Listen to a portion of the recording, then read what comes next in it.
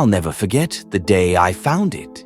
The flea market was a sea of dust and junk, but I wasn't there for knickknacks. I was looking for a lifeline. The farm was dying.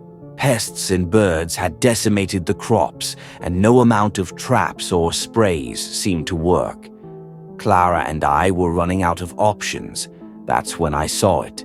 The scarecrow was slumped against a stall, burlap face stretched taut, button eyes staring into nothing, and straw spilling from its tattered clothes. It felt wrong. "You need that," the vendor said, appearing from nowhere. His voice was dry, like leaves crunching underfoot. "It'll solve your problem." I hesitated, but handed over the last of my cash. Desperation makes fools of us all. That night, I placed it in the field, its grin gleaming under the moonlight.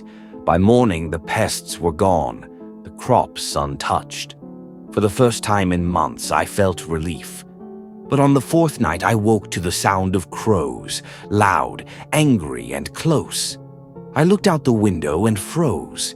The scarecrow wasn't in its usual spot. It had moved to the edge of the field, standing taller, its grin impossibly wider. I grabbed a flashlight and stepped outside. The crows were dead, mangled and scattered at its feet.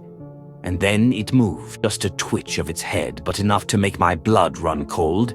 Its button eyes turned toward me, dark and endless. I ran, slammed the door behind me, heart pounding. When I dared to look again, it was back in its spot, still and silent. But I knew the truth. It wasn't done. Subscribe for part 2.